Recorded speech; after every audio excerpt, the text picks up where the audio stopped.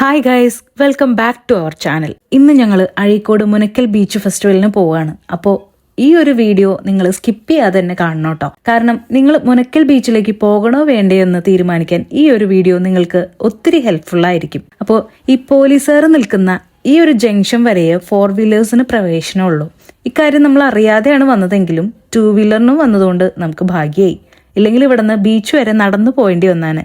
അപ്പോൾ പറഞ്ഞു വന്നത് 2 വീലറിന് വരുന്നതായിരിക്കും നല്ലത്. പിന്നെ ഫാമിലി ആയിട്ട് 4 വീലറിന് വരുമ്പോൾ നടക്കാൻ തയ്യാറായിട്ട് വരണം. അപ്പോൾ ഈ അഴീക്കോട് ബീച്ചിന്റെ സ്പോട്ട് വരുന്നത് തൃശ്ശൂർ ജില്ലയുടെ തെക്ക് പടിഞ്ഞാററ്റത്തും എറണാകുളം ജില്ലയുടെ വടക്ക് പടിഞ്ഞാററ്റത്തുമാണ്. അപ്പൊ ഞങ്ങൾ 2 വീലറൊക്കെ പാർക്ക് ചെയ്തിട്ട് ഫെസ്റ്റിവലിലേക്ക് പ്രവേശിക്കുകയാണ് കേട്ടോ. കഴിഞ്ഞ വർഷം വരെ ക്രിസ്മസിനോടനുബന്ധിച്ച് അത്ര വലിയ പ്രോഗ്രാംസ് ഒന്നും അഴീക്കോട് ബീച്ചിൽ കണ്ടക്ട് ചെയ്തിട്ടുണ്ടായിരുന്നില്ല. എന്നാൽ ഈ വർഷം വളരെ ഗ്രാൻഡായിട്ട് തന്നെയാണ് ബീച്ച് ഫെസ്റ്റ് ഒരുക്കിയിരിക്കുന്നത്. അത്രയും തിരക്കും ഡെക്കറേഷൻസും ഒക്കെ ഉണ്ട് കേട്ടോ. നമ്മുടെ ഫാമിലിയുടെ കൂടെ ഒരു ഈവനിങ് സ്പെൻഡ് ചെയ്യാൻ പറ്റിയ അടിപൊളി ഒരു സ്പോട്ടാണിത്. ഡിസംബർ 20-നാണ് ബീച്ച് ഫെസ്റ്റ് സ്റ്റാർട്ട് ചെയ്തത്. ഇനി പോകാൻ ആഗ്രഹമുള്ളവർക്ക് ഡിസംബർ 31 വരെ ബീച്ച് ഫെസ്റ്റ് ഉണ്ടാവുകയുള്ളൂ കേട്ടോ. ഇവിടെ ഏറ്റവും അട്രാക്റ്റീവ് ആയിട്ട് തോന്നിയത് ഇവിടുത്തെ ലൈറ്റ് ഡെക്കറേഷൻസ് ആണ്. അങ്ങനെ ഞങ്ങൾ ഈ കാഴ്ചകളൊക്കെ കണ്ട് ആസ്വദിച്ച് അങ്ങനെ പോയിക്കൊണ്ടിരിക്കുകയാണ് കേട്ടോ. നമ്മൾ പോകേണ്ട ഡയറക്ഷൻസ് ഒക്കെ തന്നെ ലൈറ്റ്സ് ഒക്കെ വെച്ച് നന്നായിട്ട് തന്നെ അറേഞ്ച് ചെയ്ത് വെച്ചിട്ടുണ്ട്. ഈ ഒരു ലൈറ്റിന്റെ അടിയിൽ നിന്ന് ഫോട്ടോ എടുക്കാനും ഒരു പ്രത്യേക ഭംഗിയായിരുന്നു. മുസിരീസ് ടൂറിസത്തിന്റെ കീഴിൽ വരുന്നതാണ് കേട്ടോ മുനക്കൽ ബീച്ചും. നമ്മളങ്ങനെ നേരെ ചെല്ലുമ്പോൾ ആദ്യം ശ്രദ്ധിക്കുന്നത് ജയന്റ് വീലും ചെണ്ട കൊട്ടിക്കൊണ്ടിരിക്കുന്ന ഗൊറില്ലയും ഗുണ കേവും ഒക്കെയാണ് കേട്ടോ. ഗുണ കേവിലേക്കുള്ള എൻട്രൻസ് ഫീസ് 80 രൂപയാണ്. അങ്ങനെ നമ്മൾ ആദ്യം ചെല്ലുന്നത് ജയന്റ് വീലിനടുത്തേക്കാണ്. ജയന്റ് വീലിൽ കൊടുത്തിരിക്കുന്ന ലൈറ്റിംഗ് തന്നെ അതിന്റെ ഏറ്റവും അട്രാക്ഷൻ. നമ്മൾ എത്ര മുതിർന്നാലും ഈ ഒരു കാഴ്ച നമ്മൾ കുട്ടികളെ പോലെ നോക്കി നിന്ന് പോകും. ജയന്റ് വീലിൽ കയറാനുള്ള ധൈര്യം ഒന്നും എനിക്കില്ല കേട്ടോ. ഇച്ചാന് കയറണം എന്നുണ്ടായിരുന്നു, പക്ഷെ ഞാൻ സമ്മതിച്ചില്ല. പിന്നെ ഞങ്ങൾ നേരെ പോയത് ട്രെയിനിന്റെ അടുത്തേക്കാണ്.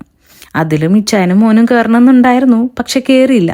എനിക്കെന്താവോ ഇതിലൊന്നും കയറാനുള്ള ധൈര്യമൊന്നുമില്ല. ഞാൻ അത്ര ധൈര്യമുള്ള ആളൊന്നുമല്ല. പക്ഷെ അങ്ങനെ അഡ്വഞ്ചർ ആയിട്ടുള്ള കാര്യങ്ങൾ ചെയ്യണമെന്നുണ്ടെങ്കിൽ എൻ്റെ മനസ്സിൽ ആ കാര്യം ചെയ്യാനുള്ള അത്രയും ആഗ്രഹം വേണം.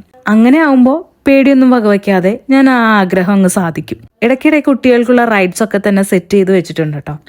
ഈ കാണുന്ന സംഭവത്തിന്റെ പേരെനിക്കറിയില്ല. ആദ്യം കാണുമ്പോൾ തന്നെ വളരെ സ്ലോ ആയിട്ട് തുടങ്ങി, പിന്നീട് അങ്ങോട്ട് കണ്ടിട്ട് തന്നെ പേടിയാവുന്നു. അതിലിരിക്കുന്ന ആളുകളെ മുഖം കണ്ടാൽ തന്നെ അറിയാം ആ ഒരു പേടി. ഇനി അടുത്തത് നമ്മൾ കണ്ടത് ഈ യന്ത്ര ഊഞ്ഞാലാണ്. ഊഞ്ഞാലാട്ടത്തിന്റെ തുടക്കത്തിൽ അത്ര പേടിയൊന്നും ഉണ്ടായിരുന്നില്ല. എന്നാൽ പോകെ പോകെ കണ്ടിട്ട് തന്നെ പേടിയാവായിരുന്നു. എൻ്റെ മനസ്സിൽ ഇപ്പോഴത്തെ തോട്ട് ഇതായിരുന്നു, എന്തെങ്കിലും ഒരിക്കലും ഇതിലൊക്കെ കയറണം. പക്ഷേ ഇതിലിരിക്കുന്ന ആളുകളുടെ എക്സ്പ്രഷൻ കാണുമ്പോൾ വിചാരിക്കുന്നത് വെറുതെ ക്യാഷ് കൊടുത്ത് പേടിക്കാൻ കയറിയിരിക്കുക എന്ന. എന്ത് ചെയ്യാനാ? പക്ഷെ നമ്മൾ അങ്ങനെയൊന്നും ചിന്തിക്കാനേ പാടില്ല. ഓരോരുത്തർക്കും അവരവരുടെ സന്തോഷം, അതല്ലേ നമ്മുടെ ജീവിതത്തിൽ ഏറ്റവും വലുത്. ഇനി നമ്മൾ അടുത്ത സ്ഥലത്തേക്ക് പോകുമ്പോൾ എനിക്ക് ഏറ്റവും ഇൻട്രസ്റ്റ് ഉള്ളൊരു കാര്യമാണുള്ളത്. Gun shoot game. 50 രൂപയ്ക്ക് ഷൂട്ട് ചെയ്യാം. 5 ബലൂൺസ് പൊട്ടിക്കണം. ഞാൻ ഒരെണ്ണം മാത്രം ഷൂട്ട് ചെയ്ത് പൊട്ടിച്ചുട്ടാ. പിന്നെ മോനും ബാക്കിയുള്ളതൊക്കെ ഷൂട്ട് ചെയ്തു. എനിക്ക് ഭയങ്കര ഇൻട്രസ്റ്റിംഗ് ആയിട്ട് തോന്നി. അടുത്തത് ത്രോ ബോൾ ഗെയിമാണ്. അതിനും 50 രൂപയാണ് റേറ്റ് വരുന്നത്. 3 ബോളാണ് നമുക്ക് തരാം. അതങ്ങനെ തന്നെ ഞാനും മോനും കൂടി എറിഞ്ഞ് കൊളാക്കി. അടുത്തത് ഇച്ചാൻ. ഞാൻ എറിയാന്നും പറഞ്ഞ് റെഡിയായി. ഇച്ചാനും ഒന്നും തെറ്റിയില്ല ഗൈസ്. നേരെ ആ ഗ്ലാസ്സിൽ കൊള്ളിച്ചു. അങ്ങനെ 3 ബോൾസും എറിഞ്ഞു.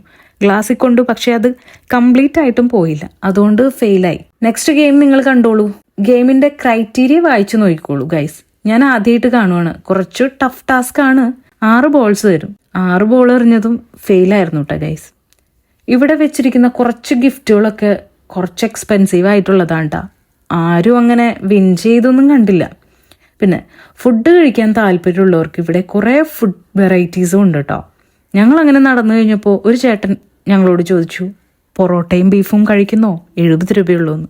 എന്നാൽ പിന്നെ ഒന്നും നോക്കിയില്ല, കൈയും കഴുകി വന്നിരുന്നു. 2 പൊറോട്ടയും ഒരു പ്ലേറ്റ് ബീഫ് കറിയുമാണ് കേട്ടോ ഈ 70 രൂപയ്ക്ക് അവർ കൊടുക്കുന്നത്. മോന് പൊറോട്ടയും ബീഫും ഒന്നും വേണ്ടാന്ന് പറഞ്ഞു. അവന് സ്പ്രിംഗ് പൊട്ടറ്റോ മതി എന്ന് പറഞ്ഞു. അതുകൊണ്ട് അവൻ പൊറോട്ടയും ബീഫും കഴിച്ചില്ല. അതുകൊണ്ട് ഒരു പ്ലേറ്റേ നമ്മൾ വാങ്ങിയുള്ളൂ. അത് ഞാനും ചാനും കൂടി അങ്ങനെ ഷെയർ ചെയ്ത് കഴിച്ചു. അങ്ങനെ അതും കഴിഞ്ഞ് നേരെ സ്പ്രിംഗ് പൊട്ടറ്റോ ഷോപ്പിലേക്ക് പോയി. ഒരെണ്ണം ഓർഡർ ചെയ്തു. ചെറിയ വലിപ്പമുള്ള പൊട്ടറ്റോ ആയിരുന്നു. പിന്നെ അതിൻ്റെ ടോപ്പിങ്സ് ആയിട്ട് അവരുടെ ഒരു മസാല ഗ്രേവി, മയോണൈസ്, സോസ് എല്ലാം കൂടി ഇട്ടുകൊണ്ടിരിക്കുന്ന സമയത്താണ് ഇച്ചാൻ്റെ കൂട്ടുകാരനായ ജൂഡോയും ഫാമിലിയും കണ്ടത്. ആളൊരു കിടിലൻ ഫോട്ടോഗ്രാഫറാണ് കേട്ടോ. ഞങ്ങളുടെ ഫാമിലി ഫോട്ടോഗ്രാഫർ കൂടിയാണ് ജൂഡോ.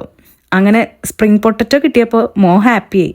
അതിനിടയ്ക്ക് ഞങ്ങളൊന്ന് ടേസ്റ്റ് നോക്കിയായിരുന്നു കേട്ടോ. സോസ് ഒഴിച്ചുകൊണ്ട് ചെറിയൊരു മധുരം ഉണ്ടായിരുന്നു, നല്ല ടേസ്റ്റ് ഉണ്ടായിരുന്നു. അങ്ങനെ ജൂഡോയോടും ഫാമിലിയോടും യാത്ര പറഞ്ഞ് നേരെ മരണക്കിണറിനടുത്തേക്ക് പോയി. നമ്മൾ ഒരിക്കലും തൃശ്ശൂർ പൂരത്തിന് പോയപ്പോൾ നമ്മൾ മരണക്കിണർ എക്സ്പീരിയൻസ് ചെയ്തായിരുന്നു. അതുകൊണ്ട് അകത്തേക്ക് കയറിയില്ല കേട്ടോ. അവിടെ നേരെ സ്റ്റേജ് ഷോ നടക്കുന്ന സ്ഥലത്തേക്ക് പോയി. അവിടെ നല്ല ക്രൗഡഡ് ആയിരുന്നു. നാടൻ പാട്ടും തെയ്യവും മിക്സൊക്കെ ചെയ്തൊരു കോംബോ പെർഫോമൻസ് ആയിരുന്നു അപ്പോൾ അവിടെ നടന്നുകൊണ്ടിരുന്നത്. അവിടെ ചെന്ന് നിന്നിട്ട് ചെവിയൊക്കെ ഒരു പരുവായി. പിന്നെ സാന്താക്ലോസിന്റെ ഒരു ബലൂൺ സ്റ്റാറ്റ്യൂ കണ്ടു. അവിടെ നിന്നൊരു ഫോട്ടോ ഒക്കെ എടുത്തുട്ടോ. ഇവിടെ ഒരു ഫോട്ടോ എക്സിബിഷനാണ് നടക്കുന്നത്. ഇവിടേക്കുള്ള പ്രവേശനം ഫ്രീ ആണ് കേട്ടോ. ഇവിടെ കയറിയപ്പോഴാണ് മനസ്സിലായത് അനുഗ്രഹീത കലാകാരൻ കൊടുങ്ങല്ലൂർകാരനായ ഡാവിഞ്ചി സുരേഷിന്റെ സൃഷ്ടികളാണ് അവിടെ എക്സിബിഷനായിട്ട് ഒരുക്കിയിരിക്കുന്നതെന്ന്. എനിക്ക് ഒത്തിരി ഇഷ്ടമുള്ള ഒരു കലാകാരനാണ് കേട്ടോ ഡാവിഞ്ചി സുരേഷ്. അതിമനോഹരമായ കാഴ്ചകൾ, പെയിന്റിങ്സ്, അതിൽ തന്നെ പലതരം വെറൈറ്റി മെറ്റീരിയൽസ് ഉപയോഗിച്ചിരിക്കുന്നു. ഗാന്ധിജി മുതലും മമ്മൂട്ടി, മോഹൻലാൽ എന്നിവരുടെ sculptures, pencil drawings, 3D painting, കേരളത്തിലെ 14 ജില്ലകൾ വെച്ചിട്ട് കേരളത്തിന്റെ ഒരു രൂപരേഖ ചിത്രം ചെയ്തിരിക്കുന്നു. അദ്ദേഹത്തിന്റെ കഴിവുകളെ കുറിച്ച് പറയാതിരിക്കാൻ വയ്യ. കാരണം അത്രയധികം മനോഹരമാണ് അദ്ദേഹത്തിന്റെ ഓരോ സൃഷ്ടിയും.